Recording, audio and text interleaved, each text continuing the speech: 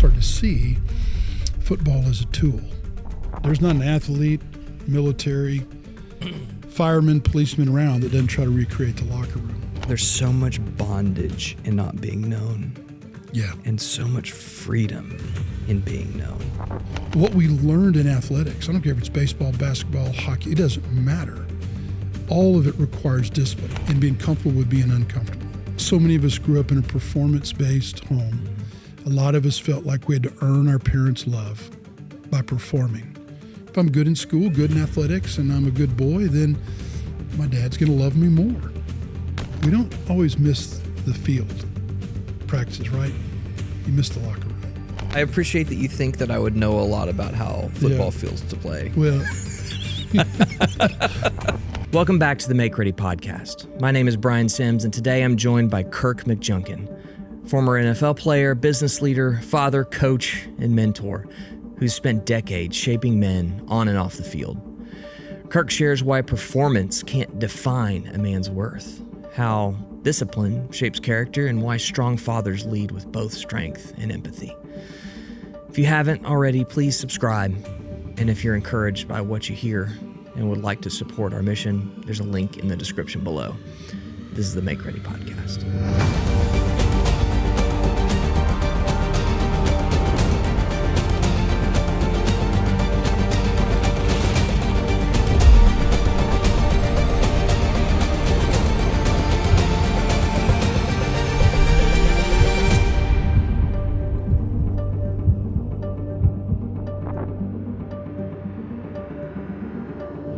Kirk McJunkin.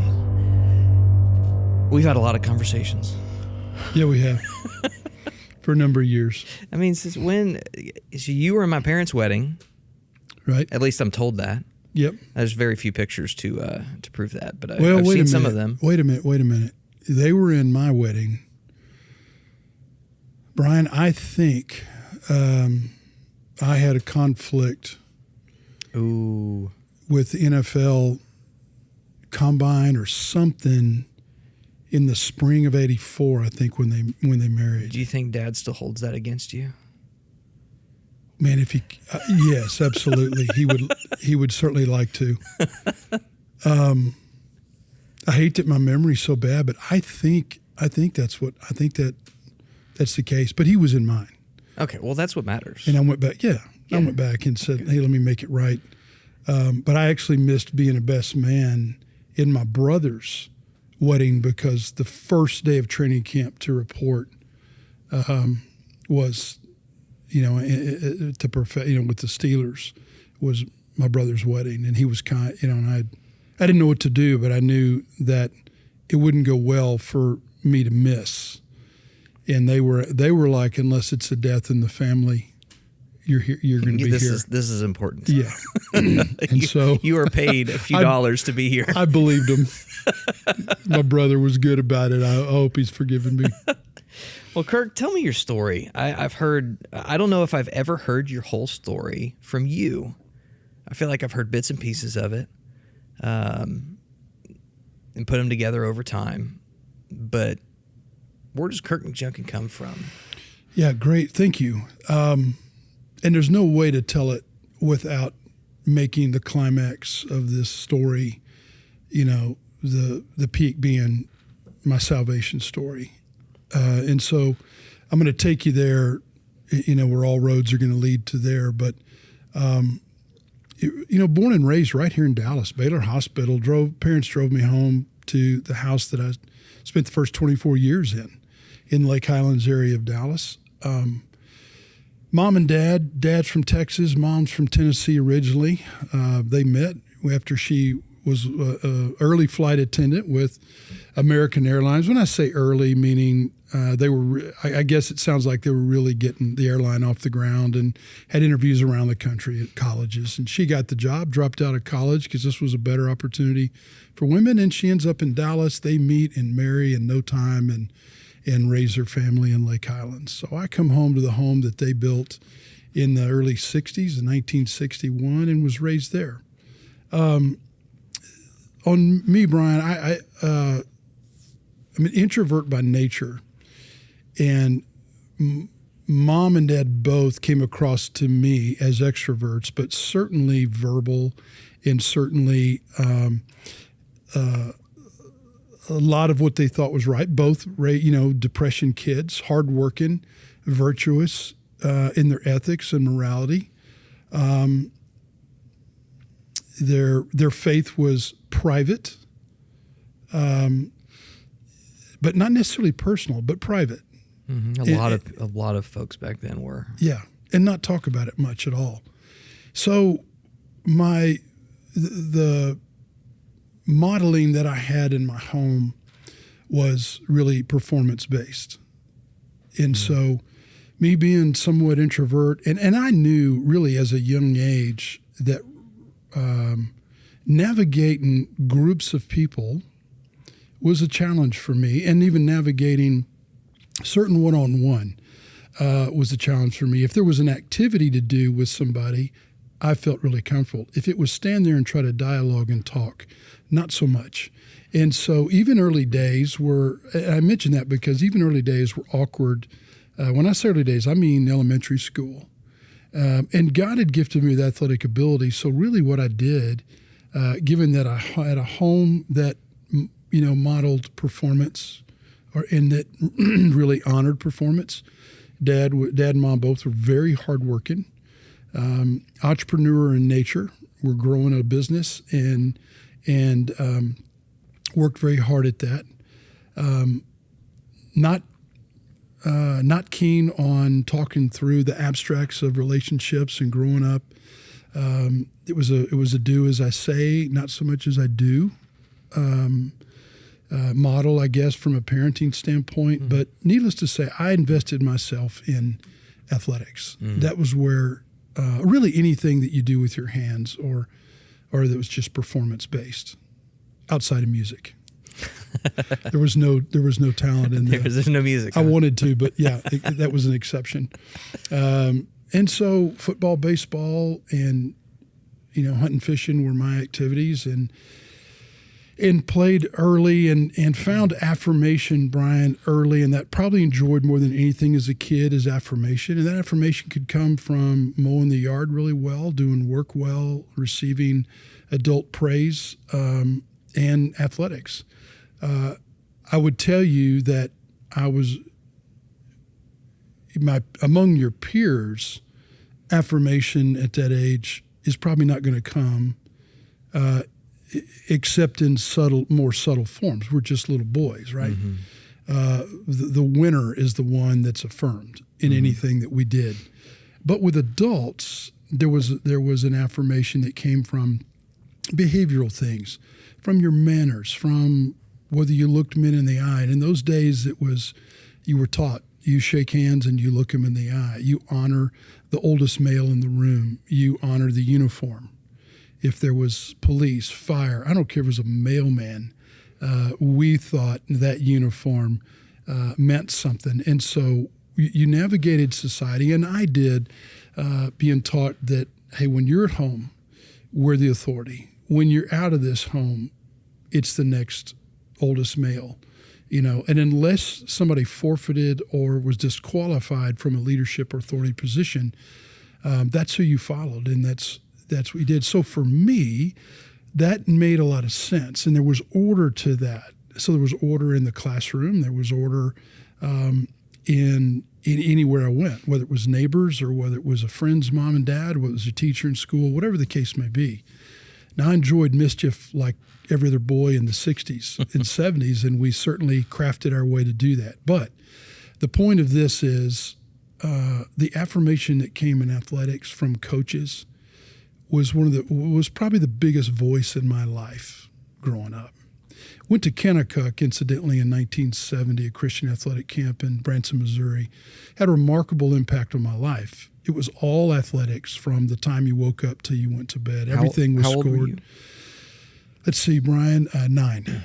Okay, so 5-week term. So you're away from mom and dad for 5 weeks, and you're immersed. It had Kennecott in those days was a blend of military discipline and military uniform. We all wore the same shirt. We wore the same shorts.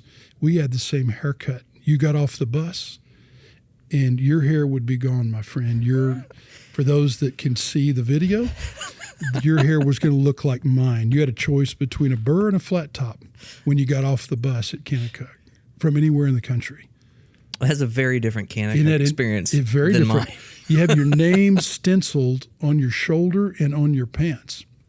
And so the best they could do, and it was maroon and white because the leaders were Aggies and modeled a lot of it after. So think about, what A&M is to public school. You have a core that coexists with regular civilians, right? Or what I'll call civilians in a public institution. Kennecott was a little bit the same way. You had blended an athletic and a civilian population with military discipline, and it was really good for us, and it went well. But that had a huge impact on me. That began to point me and rudder me towards it did a couple of things. A, it ruddered me towards Christ at an early age. Number two, it ruddered me towards a work ethic. And those counselors sacrificed for me. I was the youngest kid, if I recall, that year, 1970, second term, to get what was called a little K. And you had standards to meet that were time, whether you were timed in a running event, swimming event, completion of a certain level of something, maybe it was lifting weights, whatever it was, everything was rated. And this was a pretty high honor for a little kid, and it was my goal to get this little K. Well, I had counselors stay up in the pool for 30 minutes to an hour helping me dive, helping me pull a rock off the deep end. Because you were going to do it. I was going to do it. I mean, I was a mess, but I was going to do it. And I did it. So I leave there going into the tail end, the last 3 years of elementary school, wanting to be a pro athlete, wanting to live and model a life after what I'd seen at Kennecott and what I'd seen in my coaches and in my own father in a lot of ways. And I would say, Brian, that, I was fortunate enough to be influenced by a lot of World War II veterans. Those were a lot of the coaches and a lot of the men that were in, Little League in those times. They would have only been 40 or 50 something years old in the 60s. So we still had a lingering effect. And then the rest of them would have been Korean War vets. So I mention that because so many of the men thought through the lens of discipline and order. And so that was definitely my father. He was not one to challenge his authority. I learned real quickly that, at the tail end, of the birth of kind of the hippie generation from what I'll say about 1966 through the 70s, that just ran right into the face of so many of the leaders that I loved and that I modeled. And it did not go, that whole part of life created more questions than it provided answer for more kids. But for me, what it did is drive me back closer to the order and to where I found affirmation. That was the men in my life, that were my coaches and my the men that influenced me, whether it was camping or athletics. And so I roll into junior high, and this becomes a bigger part of my story, being successful really at football and baseball in a remarkable way. I didn't know it, but other people would tell me. And then as I got older, realized even more so. But now what I thought was a theological joke happened, and that was a very late arrival of testosterone. I was the kid that was still a sixth grader in eighth grade. I was going into ninth grade at the physical. There were kids in seventh grade that were probably equal or stronger, faster, bigger than I was going into ninth grade. I go into ninth grade at, somewhere around a little under 5'8", and come out, 15 months later. When I got out of eighth grade, it was about 5'8", somewhere in that neighborhood. Went into my sophomore year at 6'2". So really did a lot of growing in my ninth grade year. But the point is, I was, second and third team in football, cut in basketball. And so my world got turned upside down. Sadly, I became angry. confused. It exposed, in a way, the deficit of my mom and dad's parenting, in that I would come home and no one really set me down and said, hey, man, just hang on. Keep working on the skills. Keep converting whatever talent you've got into skill on the athletic field or on the ball, on the ball field, wherever it is. In the classroom, keep your work ethic, because these are the things that are going to carry through regardless of when, testosterone arrives and your body starts to become a little man like all the peers. Because there was a complete flip, Brian, between the kids that started in 6th grade and the kids that were starting in 9th grade. And then there was another flip of kids that were the athletes by my senior year in high school from the ones that were in 9th grade. It was really fascinating. But what it did is it really did create a lot of confusion for little boys, and boys like me. And then for the kids that went through puberty early, create a lot of confusion for them later in high school. I'm speaking primarily to the athletes, because it's just going to be exposed, right? Maybe in the arts, your voice changes or something, but I would imagine in most places in the arts, puberty may not play as big a role. It's distinct in athletics. Yeah, it is. Yeah. And the sad part about those days, is at least where I was, is there were no real answers. And so it's one thing to say, okay, gosh, I understand what's happening, and it's going to take time. My second son was like this. We had to have conversations about, man, it does not seem fair, but you're going to have to wait until this happens and play with the motor that you got. But there's going to be more horsepower under that hood at some point. But here's what is important. Let's work hard. Let's work on the techniques. Let's work on the things that you can that are in your control. So it really left me rolling out of junior high, an angry young man, insecure, and I didn't know it, but you can see where my whole self-worth is. And really nobody challenged that till later. And I ran into, it was a couple of years later that I'm still trying to figure out academics, girls, and athletics at the same time and where I fit. And sadly fell to having measured myself against everybody else. And so comparison was destroying contentment of any kind.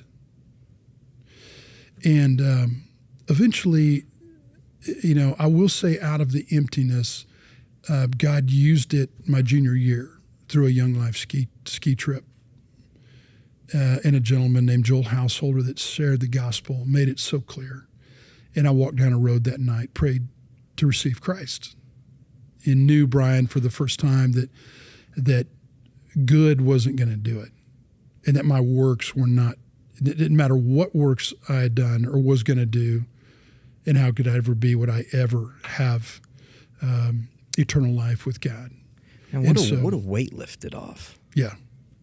Did you recognize that weight lifted at the time? I did. The weight lifted off was it. Some things that fell into place for me was I'd have a right standing with God.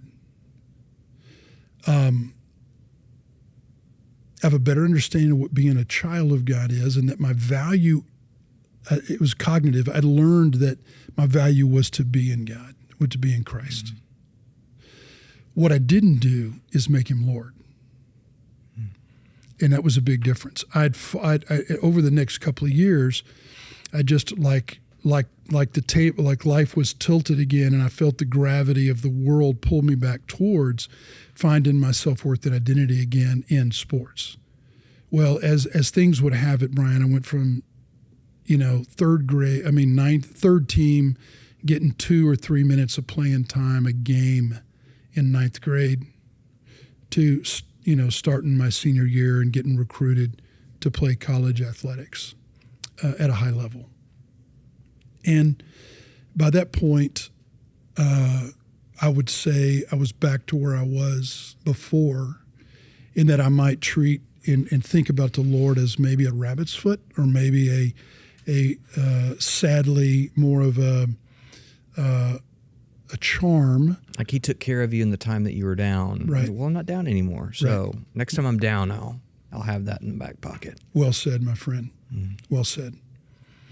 And there really wasn't anything that left me empty, or nothing really challenged my world at this point, other than just I did go into college undersized for the position, but went down to University of Texas. But they were great. The coaches were, in those days, it's different today, but in those days, hey, be patient. Let's lift and let's build you and develop you, and let's look 2 years down the road, which is what we did. And so, but my sophomore year, I was recovering from a broken ankle from my freshman year. I didn't know it was broken, and had to have surgery. And after the surgery, I dipped my leg off the bed, and the pain was such. By the way, I was told not to do that, but I had to. Yeah. Right.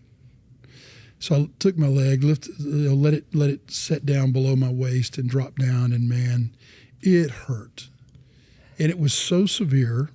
I remember thinking after about 2 minutes, I brought the foot immediately back up on the bed, but the throbbing lasted for a good while. And after about 2 minutes, it felt as though my self-worth was draining out the bottom of my heel.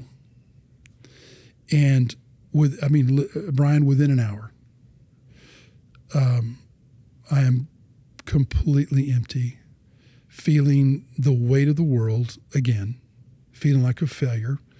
And I remember staring up at the wall across from me and thinking, and there's an imaginary depth chart on that wall, and that my name is down 4 or 5 levels. And then here's the thoughts that went through my head is, you're really worthless. What are you going to tell friends and family at home? I felt the weight of the community at Lake Highlands, that I'd let them down. I felt that I had affirmed those that thought I was too small or too, not capable of playing at the level to play at the University of Texas. What am I going to do? And it was feeling like now I was going to have the X on me, right? The scarlet letter that was going to say failure for the rest of your life. And this was all flying through your head like lightning, just in that moment. And I'm sitting there. There's in this, student health center at UT at the time. It was not a comfortable place to be. In fact, I thought that they used a rock for anesthesia. I'm not sure, but I do know that. Yeah, it for a couple of days, I went from being fine and let's get this injury well and get back on the field to the what if, and it outweighed the joy of all the worldly accomplishments I'd ever had. That emptiness over the next few months drove me right back to Christ. And here was what I thought about. If I had erected success on a table or a structure that had 3 or 4 legs, whether it was your appearance, your accomplishments, maybe what you have money-wise. I don't know, Dad was doing well at the time, so I had this, but man, the injury had knocked one of the legs off. Mm. And so I had built my house on the sand. It doesn't matter how strong those other legs are at that moment. No. It's going to crumble, and it did. And I remember thinking, man, how can life be this fragile? And I remember thinking about and hearing about, reading about God's promises, and I had confused, happiness from, with contentment. And I had confused a lot of things about what God had promised, thinking that He was going to give me my desires instead of me getting His desires. Mm-hmm. And so having the desires of my heart meant, God, I want you to give me the desires. And so so I remember it just cannot be this way. So I thought, Lord, I really don't. And this was I credit God's grace totally with this, Brian, was thinking in humility that I don't know enough about what I say I love. I would have espoused what I believed, didn't have any idea. And through this loss and through the resurrection of a self-worth now based on God's, how valuable God says I am. That he died for me, that I'm his child. I'm made in his image. I'm made to bring glory to his name. He's made me to have certain aspects that are to be reflected in my life that probably weren't. And so life shifted from having no purpose, or maybe thinking that the purpose in life was success and it's going to be achieved through some silly game on a field or through a boardroom with business or whatever it was. Now it's over here. It's the purpose in life is to know God and make him known. To bring honor and glory to him and not myself. And so now I started to see football as a tool. His tool to mature me, his tool to use me to bring glory and honor to his name, and then also a tool to shape me and develop me, and really gave me an advantage of what a lot of us knew as athletes that other people don't know. What we already know is there's not life here. Mm-hmm. We may think it is, but there's not.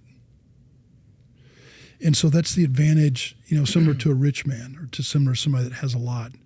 The advantage they have, this doesn't satisfy. There's no contentment. And so it really left me to go, okay, injuries, setbacks are all just opportunities, really to bring honor and glory to God by the way you work, by the way my role might be second team. My role might be something else to build up the guys in front of me. Became from, more, I'm not perfect in this, but from a self-centered view to an other-centered view, a team-centered view. And what a better lab than athletics. Yeah. And we had a coach, a gentleman named Fred Akers, who's remarkable. And the coach I had, my position coach, Leon Manley, both remarkable men. And both would look at you and say, here's this room of really gifted athletes and say, what's the number one thing, quality and characteristic we want in a man or a player on this team? I think I recall people raising their hand, and the popular answers were agility, speed, quickness, strength. No, it was being coachable. Teachable. And it had a remarkable impact on me. And I'm sure there's more that, there's coaches all over, but it changed everything to think. It helped, it aligned with my theology, and it gave me a place to practice, and it helped me submit, Brian, to authority. So football had a remarkable role. So who Kirk is at this point is a young man that's, that is now getting to experience a self-worth apart from performance, although a performance activity is the very thing at this point that is the tool or that's opening up a lot of doors to talk about my faith. And so it's really interesting to straddle that and say, somehow I've got to play this game, not let it become too important, let it inform me, teach me, and then what can I walk away with that instructs me for the rest of my life? And I credit Coach Akers with that. He would remind us often, this is going to end, gentlemen. He'd sit us down on a regular basis and do the best he could to say, these are the things this is what we have to do this week. Yeah, we have to outscore an opponent on Saturday. But the bigger picture is life. And then he would, help us understand how work ethic and how repetitive training has a carryover to other places in life. So at this point in time, man, I'm excited. I got to, the end of that story was to start for about 2 years, played a lot, far more than I deserve. And, it was a great experience, great team, great locker room. Did you see that change in attitude in any other players while you were there? I did. My sophomore year, the year that I told you I had the surgery, while God was moving in my heart, he was also moving in some others. A gentleman named Joe Sharon, another teammate named William Graham, and Robert Brewer, Michael Felt. I could go on with a number of guys that all were involved in a fellowship that grew in a team Bible study and then in our chapels, in our chapel services on Friday night. So we had some key players. Joe and William were older than me, and they were both, I believe, captains. But yes, we did see they modeled, I thought, exceptionally well what it looked like to play the game. That by the way, it's, as you know, Brian, it's a game that involves that is emotional and physical and mental intersecting all at the same time, right? So the mental. I appreciate that you think that I would know a lot about how football feels to play. Well, it is where, because you can have guys do things from time to time that can really, I hate to use the term, make you mad, but you really had to experience things and keep your cool and try to think. So it's one of those games where it's easy to let your emotions get away from you, or it gives you a lot of practice at trying to maintain emotions in an environment, though artificial, is real.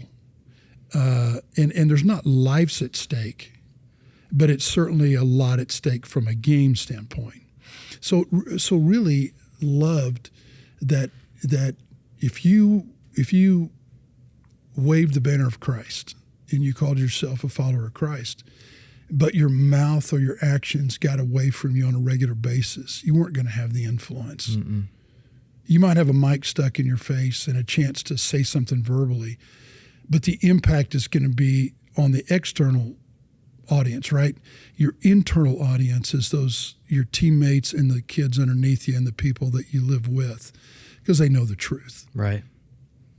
And so I would tell you that we had some guys that could handle that environment really well by God's grace. Do you think there are other environments similar to just, high-achieving team sports? I imagine, military, things like that, Absolutely. to where there's really acute goals and missions and men chasing that together. Absolutely. Yeah.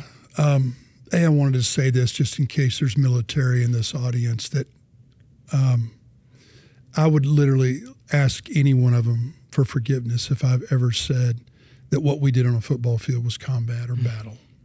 It's not.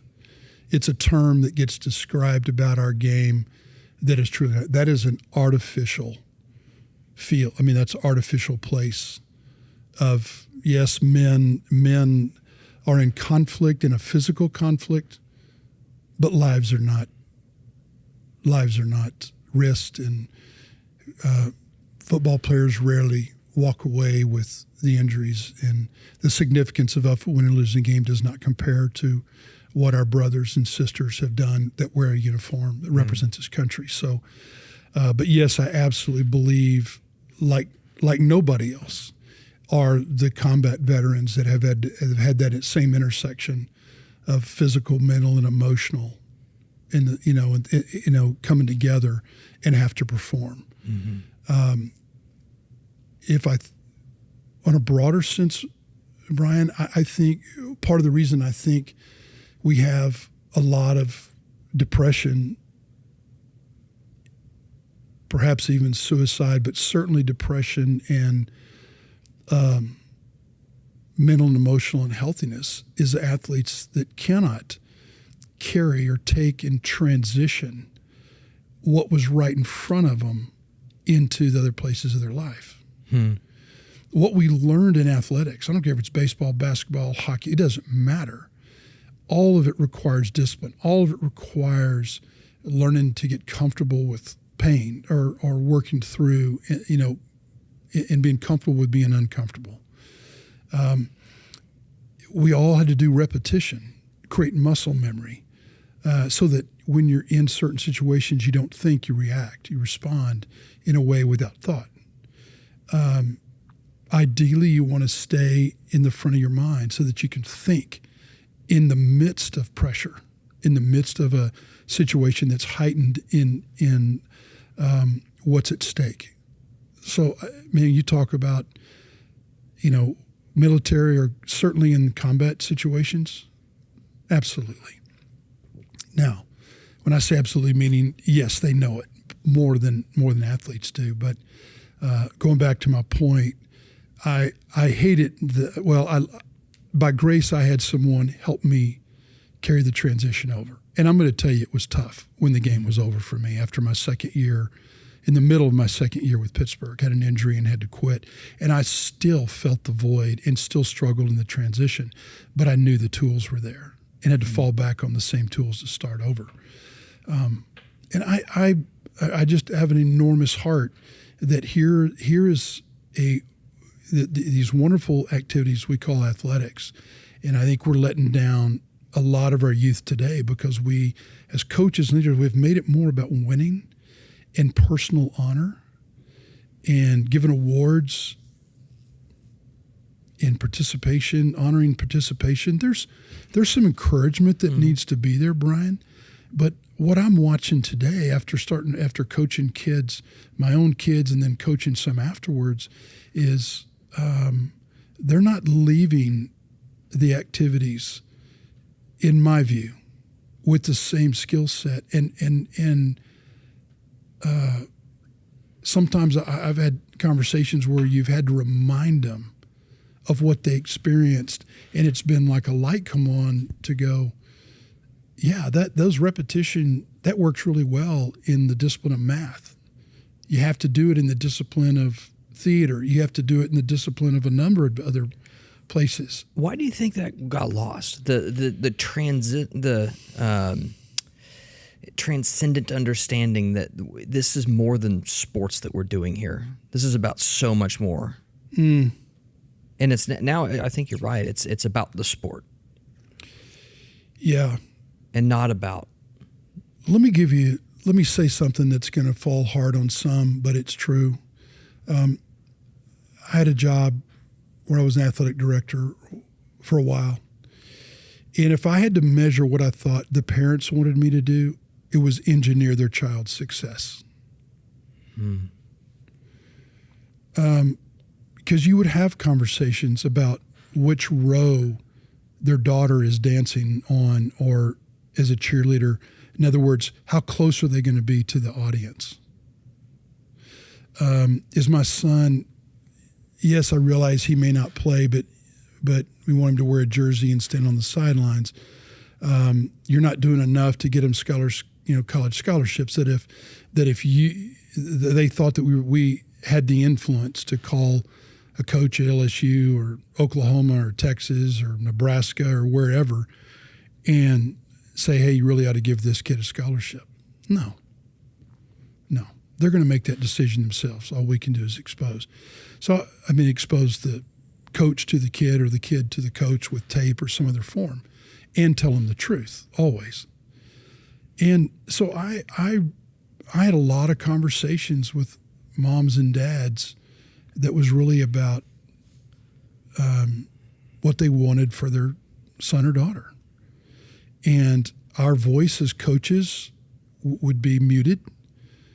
And Brian, I gave it a lot of thought, and all I could do was look back and see by the time the early 90s rolled around, and by 1994-5, when my kids entered Little League, I started seeing moms and dads form these human tunnels for kids to run through and people to cheer, and started to elevate the significance, believing that they're encouraging a child when, in my view, they were handicapping a child.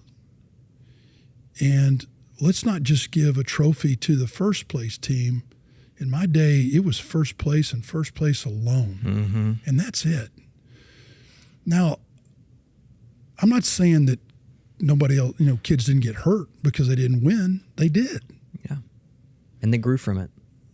That's right. And so when you, in my view, when you take and you start saying, well, we want these kids to play, but now we're concerned about this emotion, something about, there was some move that we made in society believing that handing out honor, it becomes cheap honor. It becomes cheap glory or cheap achievement. And I thought it ruined their work ethic, for kids. We wanted kids to have a work ethic that was, and our commitment as a coach was, I'll stay out here as long as you want to stay to help develop whatever potential you have to turn into skill. No promise of D1 scholarship anywhere, no promise of anything else, but we're gonna help you reach your potential. So I thought it ruined their work ethic, and I think it stunted their emotional maturity as well. There's something about that dynamic that by the time I was working as an AD and I'd reached my 40s and 50s, I was still doing some coaching and doing private lessons and whatnot. I'm watching the maturity level of the athletes it on a big scale drop, not increase. I think that the parents and the leaders of, parents, my own peers, I think they missed it, and we handicapped that generation more than we helped it by not letting consequences inform them and mature them in a way that I think athletics can. Do you think that was a reaction, or is a reaction, to how that generation's parents treated them? I do think it was a knee jerk to, so many of us grew up in a performance-based home. Mm-hmm. A lot of us felt like we had to earn our parents' love by performing. That my dad would love me more if I was better, if I had a higher batting average, or if I had a better shooting percentage, or better at football. And sadly, Brian, I do think that those kids that grew up that became the parents, I think that was their reaction. And then sadly, I think that was majority of my peers. And in fact, I would tell you that I grew up believing, I wouldn't have used the words conditional and conditional love, but I would have said it was felt more conditional. If I'm good in school, good in athletics, and I'm a good boy, then my dad's going to love me more. Later, I learned it wasn't true. He loved me, period. It's just I interpreted what he got excited about. And I tried to direct and rudder my life towards what Dad got excited about. I did want his blessing. I did want his affirmation. It was really hard for him, and I'm coming back to the point, to elevate and encourage the abstracts. And so what I think would have been a better response for my generation, Brian, would have said, hey, let's keep the games and performance in perspective. These aren't going to give you life, kids, but they can teach you life. Hey, when we get here to the field today, hey, let's go help the coach set up the bases. Let's go help the coach separate all of the jerseys for the drills today.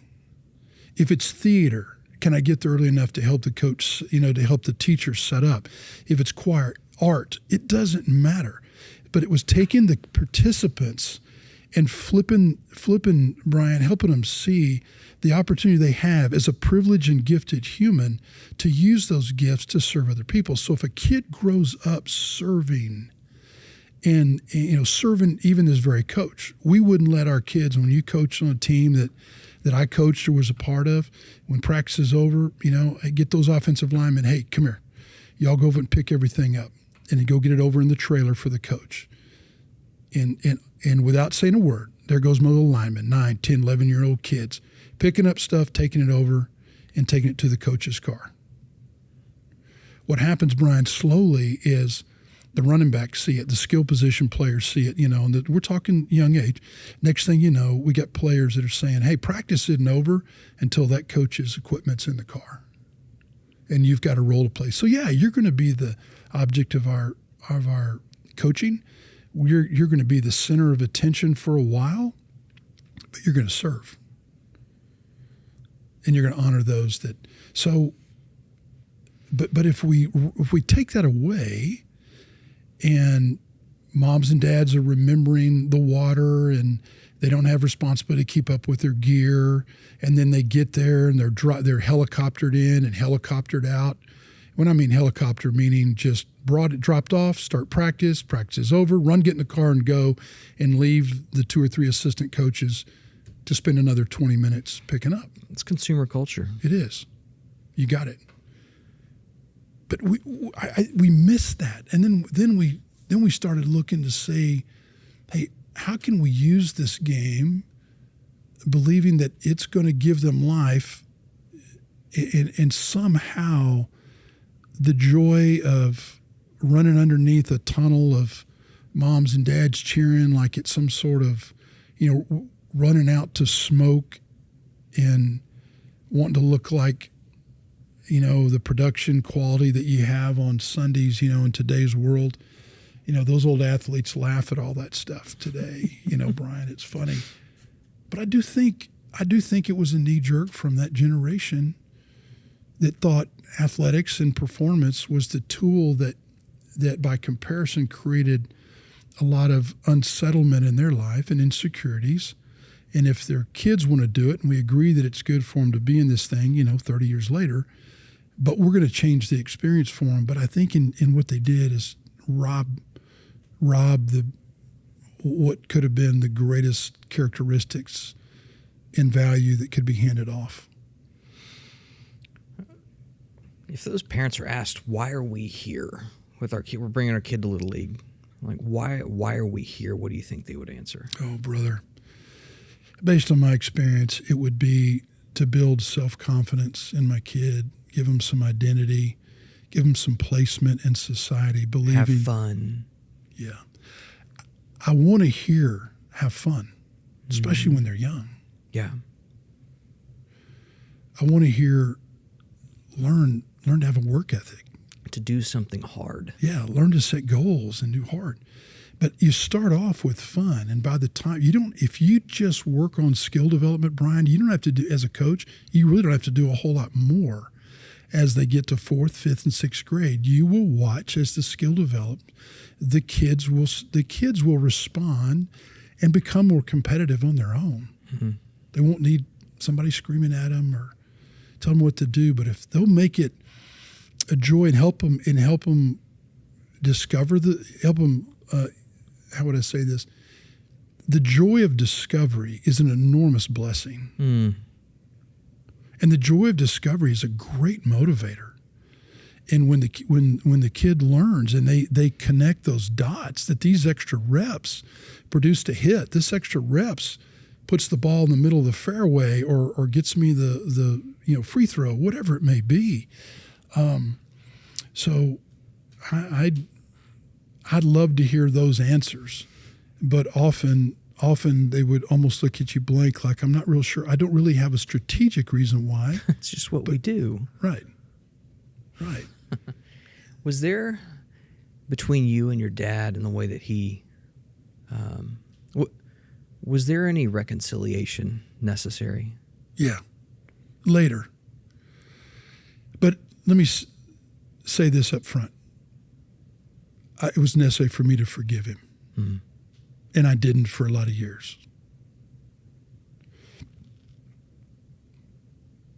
He sadly, Brian, as I matured and got older, and as he is, getting close to the end of his life, I realized nobody cultivated the tools in him. Nobody cultivated the characteristics and his exposure to people investing in him that we had in my generation just wasn't there. And so I laid expectations on him that were, I think, reasonable, that a kid and a young man would. But he finished really well in that we got a chance to have some great conversations. And he, in his way, got to validate. And here's where it came. It came in the way my wife and I parented our kids. Mm. What really validated a lot about my life was the way my four loved him. And when I mean love him, meaning call him, we hunted together, we traveled together. He was a great, he got excited about going to Whataburger with him. He loved to take him to eat. They saw joy. And he came back to me one time, and this was a dad that was classic fix-it. Mm. That if you ever came and you just want someone to listen, he was not a good one for that. In fact, he would almost interrupt you so that he could fix it, so you would stop wasting his time with your problem. It was just it's just very easy. You just do generation. Yeah, one time, and make sure I don't get away from that story about him, but one time a guy was picking on me in middle school, and I was mad about it, and I was really thinking about a fight, but I didn't know what to do, and so I was, Dad, he said, "What's the matter with you, son?" I told him, and so my dad's counsel was, "Can you whip his ass?" And that would happen several times. Like, this would just go away if you could do this. That was a generation. There was they thought differently. Oh, you settled so many things in the 40s, 50s, and 60s. Even I did as a little boy. I mean, I hate to ask your dad, but I bet you bare knuckle boxing was how you settled a lot of things. Yep. People called them a fight, but it was bare knuckle. It was bare knuckle boxing. And then when there was a clear winner, usually you and your friends broke it up. Even you, there was a clear understanding. Yeah, you as the winner, unless you just something's wrong, would normally stop when you had a clear advantage over your opponent. So for my dad and I, we got to have some great conversations, but he validated, he never came and said, "Hey, will you forgive me for some things that I wish that he would have asked for forgiveness for?" But God called me to forgive him. And that was key for me, to not carry around the burden of that bitterness. And so forgiving him, but the validation came by, he learned late in life to say that I love you. And he learned to say, man, to my wife and I, man, we love your kids. Your kids are great kids and they love us. And so and by the way the kids treated and loved him, Brian, brought on conversations that were very healing for me. And very, just how God used the boys and the girls that I had and how we parented them by God's grace as what we thought was biblical parenting. How long did you carry that burden? Oh, man, well into my 40s. We worked together in business for a good while. And what I learned, sadly, was that my dad's self-worth was in the business. That's what validated him as a man. So, and he was so emotionally enmeshed in the business that if you were to criticize or if you were to suggest a better way to do something, what you were doing is insulting the way he had done it. Mm. And so it really wasn't safe, although I worked there, it really wasn't safe to always talk about doing things differently or better. And so he would say some really harsh things to me at times that, Brian, the number one thing that he did in saying harsh things was he invalidated. Mm. It was very invalidating. Hey, Dad, can you listen to this? And rather than listen to understand and then ask questions of clarity to make sure he understands what I'm saying, he would immediately start criticizing it or shut it down. And when you have a repetitive, that become repetitive over years, Brian, it was like water behind a dam as far as weight and bitterness.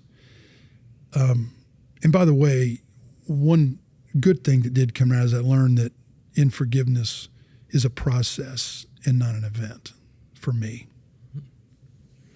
So I had to say in my heart, Lord, I forgive this person. I forgive my dad, or I forgive them. But Brian, I might have to say it the next day. And whenever I felt my heart harden towards somebody, was to try to follow that up, as I knew. And so for me, it helped me see that forgiveness for me was a process. So it wasn't like I just said those words and then it all went away. But as I said those words, it eroded away. And in reminding myself that I had forgiven him, allowed me to love him with, I think, with the clearest eyes and the clearest mind, to love him as Christ would, which is unconditional, extending grace, telling the truth in love, being wise and respectful at this, in how I do those things. If it's okay, I would share this with you. One of my boys, Blake, the oldest, I think he was around 10. He had rolled his eyes at the dinner table at his mother. And in my home, rolling eyes was disrespectful, invalidating the authority. And I got mad and acted out of anger. Walked around the breakfast table, picked him up. He was back kind of against the wall, between the table and the wall, and I went to lift him up. And it was very hard to lift him up out of his chair where he was. And so I lifted him swiftly and with a lot of force, straight up in the air and then over the top of the table, and then was going to set him down and then head him off to his room for discipline. And his mother knew I was angry, stood up and put her hands on my chest and said, "Stop, you're angry. Don't go any further until you calm down." So later Blake and I go up to his room and I'm telling him why what he did was angry. And I said, "Do you have anything to say?" And he just sat there, and I asked him how he was feeling. And eventually, Brian, I said, Blake, why don't you talk to me? He goes, "Dad, because no matter what I say, you're going to tell me why I'm wrong and why I'm responsible for your actions, your anger, or your response." He's like 10. I'm staring at him, Brian, and I say, "You're exactly right. I'm sitting here explaining to you why your behavior is responsible for my anger." And it took me immediately back to my child raising. So much of what my heart was closed up in having conversations with my dad, because he was either going to invalidate me with unsolicited advice, or it was going to make him angry, and his anger would shut me down. And so I couldn't use him. He couldn't even leverage the wisdom that he had to give me, because for my own protection, self-protection, I managed what I revealed to him. I told Blake that night, I said, "Son, from now on, we're going to talk about having a safe place to share." And safe means that Dad's going to listen with the intent to understand. I'm not going to answer. I'm not going to refute, or he was 10, so I'm not going to argue with what you say. I'm not going to try to correct your facts. And so safe, and I was learning this through a recovery program at church, Regeneration, which formerly was Celebrate Recovery. This, idea of listening with the intent to understand, not crosstalk, not, let somebody finish and listen with a sympathetic ear. And I'm listening to him, and I said, and we would start to say, if somebody in the group started giving advice or interrupted, it wasn't safe. So when something's safe, you don't mind sharing your heart. So I wanted Blake to know, and it changed my parenting. I went to all 4 of the kids, and we established in our home that when somebody wanted to speak, they could say, hey, I need a safe place. And that's code. That meant everybody stay quiet, let them say what's on their heart. And what I found is that young man, Blake, learned, and he was great about this, and I guess the transfer of trust was more him than me, for him to trust me that, okay, the next time I'm going to tell Dad what's going on. But I got to learn, Brian, that my kids saw me as an angry dad. They loved me and liked a lot of things about me, but I intimidated them. I had lost sight of my size and stature and my intensity in my face, the tone of my voice. And so what some people may call masculinity was really suppressing the relationship that I was trying to get with my son. Why is it invaluable at 9 or 10 to have a young man that would share his heart? Well, for empathy. And I knew that things like pornography are around the corner, if not already on the screen of phones that were now becoming popular by the late 90s. Junior high kids got phones and older brothers, and they're showing, so I knew that navigating the social world of middle school, girls, sexuality, pornography, all these things were coming. I wanted to be the one. Kathy and I wanted to be the ones to guide them through that. And if we couldn't have a safe conversation with them, we weren't going to have the platform to do that. So one of the things I want you to hear out of this is, for me, it's where I started to let empathy enter the picture for me as a dad, a coach, a friend, and hopefully a husband. And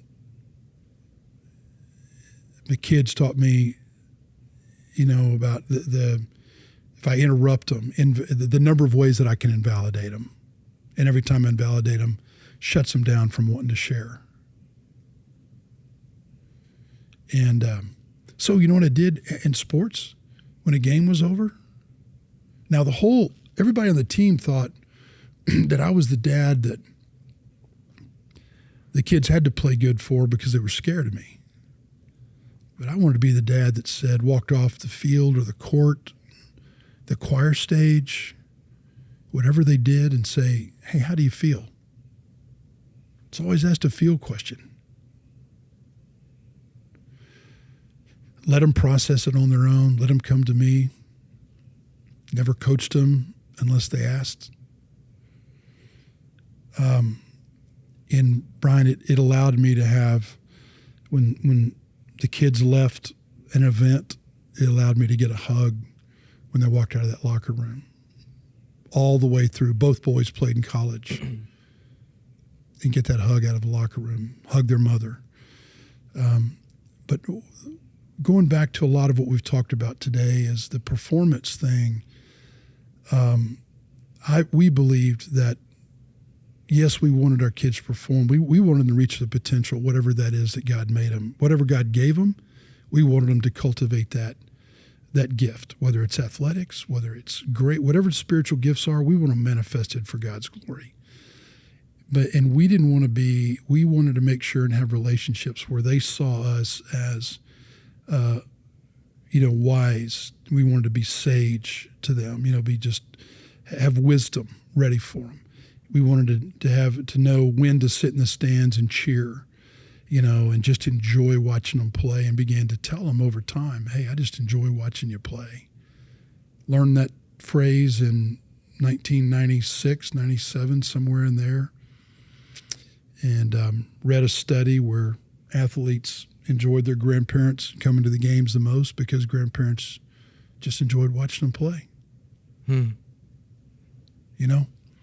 So the combination of Blake in his conversation with me helped expose my weaknesses and my tendencies, and then thinking through what I'd experienced, not wanting to repeat that, trying to bring that all together to create a safe place, to have influence. You know, I knew if I was going to have influence as a dad, I was going to have to create safety for my kids. Not just physical safety, but emotional safety. And if they're emotional safety, then they'll talk verbally with you. I think that is so foreign to so many men today. That because empathy requires a significant amount of vulnerability. And men lead these isolated lives. Yep. Insulated lives. That they have built walls around their emotions. And so they can't be vulnerable. And by virtue, they can't empathize with their children. You know, I can't point and say how and where I see that. It's ubiquitous. This kind of rugged masculinity of I don't need help. I've got this. I think it's echoes of what happened with the generation coming home from World War II. I think a lot of that is still echoing through the generations. I think there's a lot of reaction to that. Yeah. But it's still there in a lot of people. Yeah. And it's so encouraging to hear you talk like this.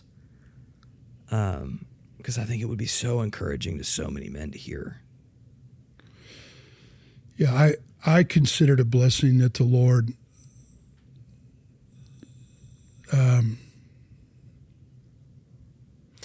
helped me see and relate to how I felt. And I can remember it so vividly, Brian. I can remember the breakfast room table that I sat at, the colors in the kitchen, my dad working with papers scattered all around and sit down next to him because I've got a problem that's just eating me alive inside. And I'm middle school. My world is confusing and I go to sit down with him. But the feeling I had by his body language was that I'm interrupting him, that it's not as important as the work that he's doing, which just leads you to believe you're not valuable. And then the counsel you get, whether it was as harsh as can you whip his ass to, in a very frustrated way, those abstracts, he just did not have, anything to really give me. And I thought later in life, you know what he could have given? Would have been sympathy or empathy. Kirk, I didn't go through that. I was actually an early bloomer in 1941 when I was 10 or 1944 when I was 13 and I was kind of one of the early guys. And I remember having compassion on the kids that, came along later. I mean, that would have been great. But God let me see, kind of identify with of what I think my heart needed. It took maturity to know how to verbalize that. But by the time kids came along, and I'm thinking, go back to when you're 10, Kirk. Yeah, that was being invalidated. It was never safe. Mm-hmm. So what's the converse? Okay, what is safe? And let's try this as a dad. And let's try this. Let's trust God with this. And it was funny is I'd always read Paul's comments. If you look in Galatians and you'll see, there's two places, don't fret, don't exasperate your kids. Don't provoke them to anger. Two great comments about parenting and there's not a lot that Paul has. But what he does have, and those two statements fell on me over the years through the 90s and 2000, early 2000s till all of the kids were out of college. That exasperation, where did it come from? Well, in our home, it was coming from unsolicited advice, untimely words, absence of encouragement. It could even be the absence of feedback. It was a number of different things that would and if you exasperate, if you go look at that word and you study that, you can see kind of depression being at the other end. And then provoking to anger. What are the things that provoke to anger? Well, sometimes the list for both these things can can overlap each other without a lot of exception.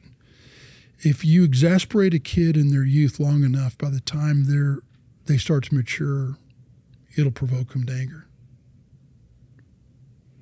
And my anger with my mom and dad was, can't you learn? Don't you know? Can't you see how I'm feeling and how I'm acting? It led to something else, and I know you're not asking, but I wanted people to know this just in case it's a tool for them. But somewhere along the way, Kathy and I thought, we can't have any unresolved conflict. Oh, that was another one that I want to add to the list of provocation and exasperation, was having conflict with a mom or dad and it never get resolved. Again, go back to water behind a dam, right? Over time with your child. And so we thought, all right, at least once a year around a holiday, pull everybody in, sit around and say, hey, is there anything resolved conflict? Has dad done anything? It'd be like me looking at you and going, Brian, I don't know if I have, but have I done anything that I need to acknowledge, say I'm sorry, and ask for your forgiveness? And by the way, Brian, it's safe for you to respond. Because you don't know what you don't know. You don't. And Brian, almost every year, one of my kids, and my two feelers are brutal. You know, I have two thinkers and two feelers, and they're brutal. It's like, because I think everything's okay and have no idea how I'm hurting them in everyday life, in everyday responses. And so here I am at 64. Oldest is 35 and youngest just turned 30.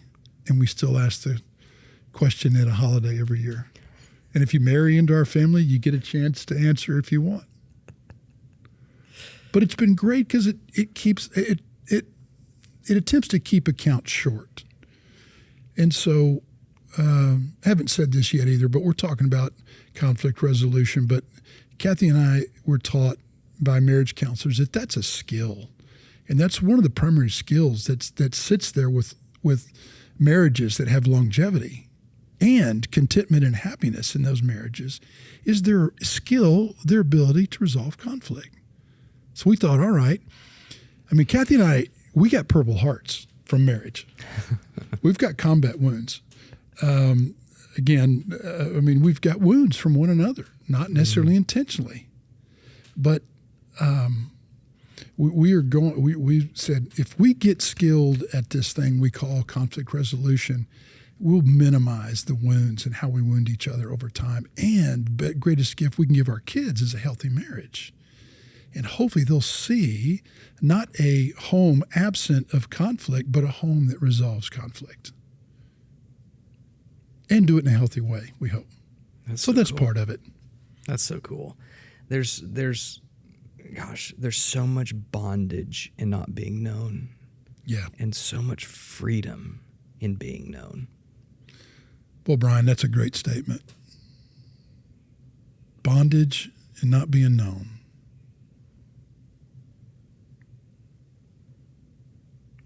That's a default.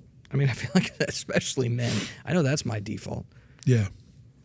Yeah. But, well, Kirk, we've been talking a while. Have we? It goes fast. Oh, my gosh. Thank you so much for coming on. I think we can leave it here. And just, I'm so encouraged by you. You've discipled me for so many years in ways that you don't even know. And I have gleaned so much wisdom from those interactions. So thank you. Well, thank you. Can I tell you one more story? Please. That hopefully you could edit however you like.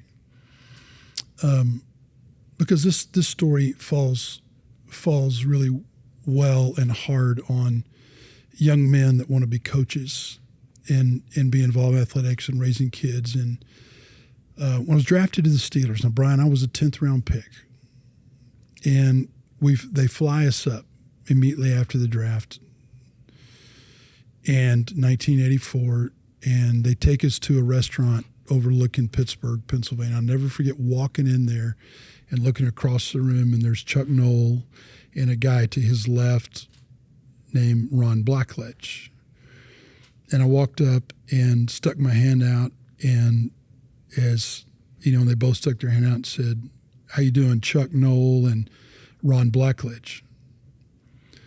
And I said, "Good to meet you, Coach." And Coach Knoll and Coach Blackledge, they said, No, I'm Chuck. Call me Chuck. And I just stared at him and said, "Okay," and I looked at him, he kind of stuttered and looked at Ron. Ron said, "Call me Ron." And I go, "Yes, sir." "Okay, Coach." And he goes, "No, call me." So in this awkward moment, and he goes, "You guys from the South, y'all just can't help it." And I said, "Well, yes, sir, that's the way we were raised." And it was a nice, jovial little, and Coach Knoll, right off the bat, has this, he's an incredibly high IQ, smart man, but and commands a great presence and a humble way too, with a very soft voice. And so Ron looks at me, and I don't know if it was right then or it was a little bit later, but they had a problem converting me to calling them by their first name. He said, "Kirk, we're gonna call me by first name because we're gonna have a conversation." What he meant, Brian, is that my style of coaching is going to include a conversation. And to your point that you just made a minute ago, in other words, I'm going to give you feedback, but I'm going to ask you and I'm going to talk to you. And so I had never been in a relationship before where the way I had been coached is more of a authority about what you'll do and what you'll do next and what you'll run. But to have someone really come over and say, like we do pass block drill, whatever we're doing, and Coach Blackledge might walk up and cool, soft Midwestern voice. I just loved him. And by the way, he's Todd Blackledge's father. And Ron would say, "How you feeling?" And I remember, because they just taught you something about pass blocking, and you just may have gotten your butt handed to you. I don't know. But, the drill, whatever you were doing, because we're always going against veterans, and I was a rookie. And I remember that's what he meant by a conversation. And so it's always a good idea for us as coaches and as leaders, as men. I didn't really understand the word, but he was introducing empathy into the coaching model. And if you could have sat in our meetings in 1984, Mike Webster was still there, and Larry Brown, and a guy named Craig Wolfley, and John Kolb was a coach. And there were guys all over that team that had 3 and 4 Super Bowl rings. And the coaching, they would draw stuff up on the board, and one of the veterans might say, "Hey, Ron, that's going to be difficult to block. If you look at the fake of the running back here, this linebacker's going to take a fake step this way, then he's going to react. Why don't we change the blocking scheme?" And it was like, I got it. It made us a better team for the coaches to have a conversation with the guys that were on the field. It made me a better parent to learn from the people that God had put under my stewardship, to have a conversation with them. Well, it seems like it's you're looked at as you are now one among men. Yeah.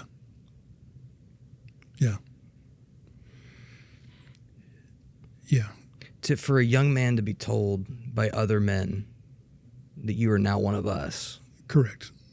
We don't have a whole lot of those rituals anymore. No. Coming of age rituals of okay, you're now a man. Yeah. In the early days of my career, I was even hazed at Texas when I got there. We laughed through all of our hazing because we knew it on the other side. We were sharing in a long tradition of what Longhorns ahead of us had experienced. Mm-hmm. And we wanted badly to be part of the tradition and build on the mansion that somebody else had left us. And that was an extraordinary responsibility that was received with great humility and great honor. The Steelers were the same way. When I got there, the thing about their culture, and again, I just maybe off topic of what we're here today about, but the veterans grabbed the rookies, and we never felt we were in competition for one another's job. But you know what we were trying to do? play the best we could and become the best football player we could for the benefit of the Steelers. So the uniform was bigger than the individual, and it was even demonstrated by the veterans who were the starters working with young guys like me. I mean, McJunkin, come here. And you'd walk over there and he'd say, look, you're getting your elbows out. You got to keep your elbows in. You're taking too big a first step. Shorten that step up, make it a little more lateral, and watch what happens. It was amazing. That's so cool. Can you imagine if that same philosophy was believed and applied in the church? Oh, yeah. Everywhere. Can you imagine? Yeah. But that's a whole nother topic for another day. Yeah. Well, and for your benefit, there's not an athlete, military, fireman, policeman around that doesn't try to recreate the locker room. Mm-hmm. We don't always miss the field practices, right? You miss the locker room. Another way of saying we miss the relationships. You miss knowing that that guy over there oftentimes would die on your behalf and that you would die for him. And while football never asks you to do that, there are combat situations that do that, you still have that feeling that those men would. And that if we're wise and we walk away from something like that, you spend time cultivating that and being able to articulate it so that hopefully as a leader you can duplicate it in other areas where people in a business say, I don't really necessarily miss construction or real estate or selling insurance, but you know what I really miss is that office culture, that environment, that locker room. Our culture today has minimized that down to locker room talk. Yep. Turned it into memes and... Yeah. And you wonder why men are...